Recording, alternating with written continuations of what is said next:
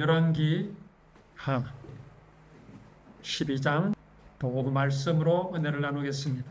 오전에는 하나님께서 반드시 유다를 치게 될 것이라고 아람 왕이 될 하사엘에게 말씀을 하셨습니다. 반드시 피할 수 없지요. 그런데 그 반드시라는 그 말씀이 무엇이라고 우리가 말씀을 나누었습니까? 사람은 할 수 없다. 이거는 낭망을 하는 거나 포기를 하거나 자기 비관 이런 의미가 아닙니다. 사람은 결코 하나님이 아니기 때문에 그럴 수밖에 없다라는 사실을 우리는 알아야 되고 그것이 반드시라는 말씀입니다. 그야말로 요아스는 그 반드시라는 것에서 예외가 되지 못했습니다. 예외가 될 수가 없습니다. 우리는 어떻습니까? 우리가 요아스를 비난할 수 있습니까? 이스라엘의 역대 왕, 유다의 그 역대 왕들을 비난할 자격이 있습니까? 하나님께서 반드시라고 하신 그것에서 나는 아닙니다. 베드로와 같이 말하기를 다른 사람들은 다 주님을 부인하여도 나는 주님을 부인하지 않겠습니다.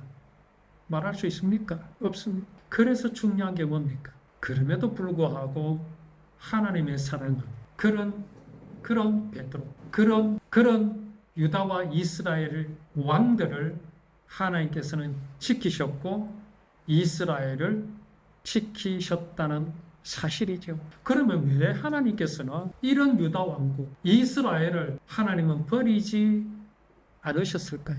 거기는 너무나 분명한 이유가 있습니다. 그게 바로 아브라함에게 언약하신 것을 이루시기 위해서 그리하신 겁니다.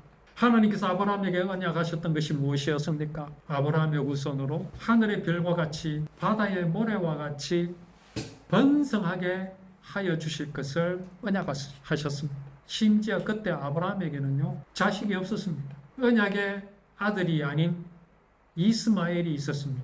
그리고 자식처럼 생각하는 저 종 다메섹 사람 엘리에셀이 있었습니다. 자식이 없었습니다. 그런 아브라함에게 뭐라고요? 그 후손을 하늘의 별과 같이 바다의 모래와 같이 믿어지겠습니까? 그런데 아브라함이 그걸 믿었습니다. 그래서 어렵다함을 얻었죠. 진실로 하나님께서는 그의 후손을 애굽 땅에서 크게 번성하게 하셔서 약속하신 대로 가나안 땅으로 인도하셨습니다. 아브라함이 어떻게 함으로요? 믿음으로 천만에. 아브라함이 믿었던 순간은 그날이 처음입니다. 그 이후로 계속 믿었을까요? 천만에. 99세 때 하나님이 또 찾아오셨지요. 내년에 네 안에 사라가 아들이 있을 것이다. 아브라함과 하나님 여호와의 사자가 말을 주고받습니다. 그걸 사라가 저 부엌에서 엿듣습니다. 사라가 어떻게 했을까요? 웃었어요. 너무너무 좋아가 웃었으면 얼마나 좋겠습니까? 그 웃음은 이런 웃음이었습니다. 피식, 이런 것이었어요. 비웃었어요. 뭘 보여주십니까? 하나님은 아브라함이 믿었을 때 하나님은 속으로 아마 이러셨을 거라. 네가 반드시 나를 부인하리라. 과연 그랬습니다. 안 믿었습니다. 저 다메섹 엘리에셀이나 아니면 저 이스마엘이나 나의 후손이 되기를 원하나이다. 그럼에도 불구하고 하나님께서는 아브라함에게 이삭을 주셨습니다. 왜 그러실까요? 왜 믿지도 않는데 왜 딴 거 없습니다. 나를 보셔서 그렇습니다. 오늘을 살아가는 우리 인생, 오늘을 살아가고 있는 나를 생각하신 겁니다. 어떤 생각은 구원하여 주시겠다. 너는 나를 배반하지만, 너는 나를 업신여기지만 나는 그 죄를 묻지 않겠다. 그 구원을 이루시기 위해서, 그 구원을 이루실 메시아를 아브라함의 후손으로 보내주시기 위해서 하나님께서는 아브라함의 후손을 번성하게 하시고 가나안 땅으로 돌아오게 하셨습니다. 왜 가나안 땅입니까? 미디안 광야는 안 됩니까? 저 모압 땅은 안 됩니까? 암몬 족속이 있는 땅 거기는 안 됩니까? 아니면 애굽에서 살게 하셨으면 안 됩니까? 안 됩니다. 하나님은 그 애굽에 있던 이스라엘 백성들을 가나안 땅으로 이끄시기까지 얼마나 많은 것들을 보여주셨습니까? 왜 보여주셨습니까? 하나님께서는 당신께서 약속하신 것은 반드시 이루시는 하나님이신 것을 보여주시기 위해서 이스라엘 백성들을요 40년이나 그 광야를 뺑뺑 돌게 하셨습니다. 홍해를 가르셨지요. 바위가 터서서 물이 나게 하셨지요. 배가 고프다고 하니까 메추라기가 만나를 주셨습니다. 홍해를 건너게 하셨지요. 그 전에 광야에서 아말렉 군사를 이기게 하셨고 홍해를 건넌 후에는 여리고성을 무너뜨리신 그 하나님 왜 그렇게 하셨을까요? 오늘 나를 구원하시기 위한 그 약속을 이루시는 하나님이심을 우리에게 보여주시기 위해서 아스가요 하나님을 완전히 배반합니다. 이제 어느 정도 배반합니까? 저번 주에도 말씀 나눴 여호야다를 이어서 그의 아들 스가랴까지 죽여버립니다. 아니 스가랴를 죽여버립니다. 왜요? 요아스가 행하는 것을 보니 엘리사 선지자를 통해서 말씀하신 그 하사엘 아람 군대 하사엘을 들어서 유다를 칠 것이거든. 그래서 스가랴가 뭐라고 말합니까? 여호와께서 왕의 행하는 일을 보시고 그대로 되갚아 주소서. 이게 저주의 말입니까? 이 말이 스가랴가 지금 죽으면서 처음 하는 말입니까? 아닙니다. 요아스가 7살 때 왕이 되어서 여호야다 제사장으로부터 율법책을 받아들었습니다. 하나님께서 엘리사 선지자를 통해서 저 아람왕 군대가 유다를 칠 것이라는 말을 듣지 않았겠습니까? 반드시 칠 것이라는 거 듣지 않았겠습니까? 들었습니다. 그래서 스가랴가 죽기 전에 요아스를 향해서 여호와께서 왕의 하는 일을 보시고 그대로 되갚아 주소서 이 말이 생소하게 들릴 수가 없습니다. 아 그때 그 말이 이 말이구나. 요아스는요 이거요 기억해야 합니다. 이거 깨달아야 합니다. 아 나는 절대로 하나님을 버리지 않겠어. 근데 하나님 뭐라 하신다고요? 아니다. 네가 닭이 울기 전에 3번이나 나를 부인하고 버릴 것이다. 그 말을 기억해야죠. 그래 왔잖아요. 그러면 이쯤에서 하나님께서 그때 엘리사 선지자를 통해서 하셨던 그 말씀을 지금 이루시는 것이구나. 뜨끔해야죠. 스가랴가 그 말을 지금 하고 있는데도 요아스는요 스가랴가 하는 말이 뭔지 모릅니다. 그게 뭔 말을 하는지 모르니까 어떻게 합니까? 스가랴를 죽여버리는 거죠. 아마 요아스는요 여호야다 제사장도 마음에 안 들었을 겁니다. 마음에 안 드는 영감을 무려 20년이나 따랐습니다. 20년. 7살의 왕이 되어서 27살이 될 때까지 얼마나 지겨웠겠습니까? 했던 말 또 하고 했던 말 또 하고. 우리는 안 그렇습니까? 이렇게 말씀 이래 나누다 보면 저 했던 말 또 하고 했던 말 또 하고. 하나님은 율법을 주실 때요 이스라엘 백성들에게 그렇게 말씀하십니다.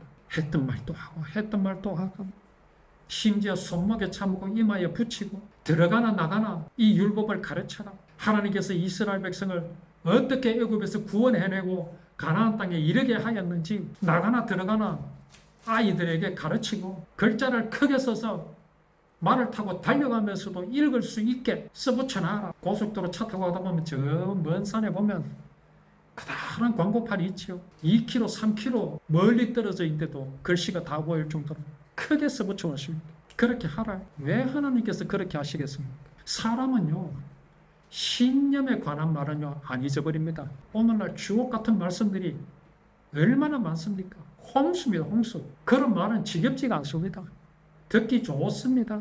멋진 말입니다. 같은 말이라도요 사자성어로 말하면요 더 멋있어 보이고 더 있어 보이고 신념에 관한 말은요 내 마음에 너무너무 익숙하기 때문에요 거부감이 없습니다. 못 지킬 값이라도 말하기도 좋아하고 듣기도 좋아합니다. 그런데요 복음의 말씀은 안 그렇습니다. 너무 안 맞거든요. 요아스가 그러지 않았겠습니까? 이놈의 영감쟁이가 100살이 넘어가지고 했던 말도 하고 했던 말도 하고 그놈의 그 애굽에서 우리 조상들이 400년 살다가 40년 광야 생활해서 가나안 땅으로 왔다는 말을 어제도 하고 오늘도 아브라함의 이야기 아니 창세기부터 시작해서 얼마나 지겹겠습니까? 그런데요 이 말씀이요 생명입니다. 아브라함에서 이삭의 삶, 야곱의 삶이 이스라엘과 유다의 삶이 남의 나라 이야기가 아닙니다. 흔히 기독교를 비판한 사람들은 단골로 하는 말이 있습니다. 우리가 왜 남의 나라 역사를 배우느냐? 왜 남의 종교를 가지고 우리가 믿어야 하느냐? 그렇게 말합니다. 그거 아닙니다. 그럼 불교는 남의 거 아닙니까? 유교는 납니까 아닙니까? 우리나라의 정통신앙이 어디 있습니까? 그럼에도 불구하고 복음은요, 사람이 만든 종교와 정반대의 말을, 사람의 종교는 뭐라고 말합니까? 바알과 아세라는 뭐라고 말하겠습니까? 사람이 열심히 노력하면 성불할 수 있다. 하나님의 경지에 이를 수 있다. 내가 신이 될 수 있다라고 말하는 게 세상 종교, 사람이 만든 종교입니다. 그러나 여호야다 제사장이 요아스에게 가르친 복음은 그거 아닙니다. 사람은 할 수 없다. 사람은 하나님의 사랑을 배반했다. 그러나 하나님께서 이 율법을 통해서 하나님의 마음이 어떠하며 하나님의 뜻이 무엇이며 하나님께서 이루실 구원의 모양과 모습이 어떠한 것을 보여주시는 것이라고 여호야다 제사장은 요아스에게 가르쳤습니다. 그게 싫었겠지요. 나를 구해주고 왕으로 세우셨으니 인간적인 의리로 20년을 버텼겠죠. 20년. 근데 그게 어떻습니까? 한순간에 무너져. 제사장이 죽자마자 아세라 상에 가서 절하고 그것을 지적하는 생명의 은인의 아들 스가랴 제사장을 죽여버리는 이런 요아스. 하나님이 이런 요아스를 모르십니까? 그래서 반드시라고 말씀하신 겁니다. 지금 어떻게 됐습니까? 아람 군대 별로 몇 명도 되지 않는 그런 군사가 쳐들어왔습니다. 하사엘 아마도 하나님의 말씀을 기억해서 차마 내가 저 유다의 성벽을 무너뜨리고 청년들을 내치고 그 임신한 부녀자의 배를 가르고 그런 짓은 하지 아니하리라. 그래서 적은 군대를 끌고 왔는지는 모르겠습니다만 유다가 그걸 이기지 못했다라는 게 포인트입니다. 그게 요점입니다. 하나님께서 허락하지 않으신 거죠. 여기에서 요아스를 이기게 하면 안 그래도 깨닫지 못할 요아스가 더욱 깨닫지 못하죠. 그래서 여기 하나님 말씀하시면 여호와께서 하사엘의 군대를 도우셨다고 하셨어요. 도우셔가지고 유다의 큰 군대를 물리치게 해주셨습니다. 그렇게 요아스가 벌을 받았죠. 요아스가 심하게 부상을 입었습니다.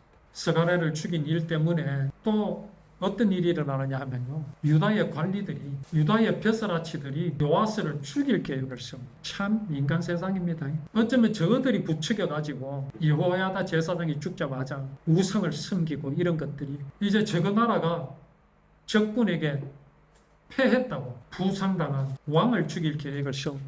그리고 그들이 요아스를 죽였습니다. 죽이고는 다윗 성에 묻었습니다. 다윗 성에 묻혔지만은 왕들의 무덤에는 묻히지를 못했습니다. 의미가 있죠. 그러나 다윗 성에는 묻혔습니다. 이런 요아스를 이어서 하나님께서 이제 또 왕을 주십니다. 우리가 이 말씀 속에서 진실로 우리 자신을 하나님 앞에서 겸손한 하나님 앞에서 진실로 우리를 숨기지 않고 하나님 앞에 고함으로써 우리가 하나님의 은혜만을 누리는 우리의 마음이 될 수 있도록 우리가 이 말씀을 늘 기억하면서 누리는 우리의 믿음의 삶이 되기를 원합니다.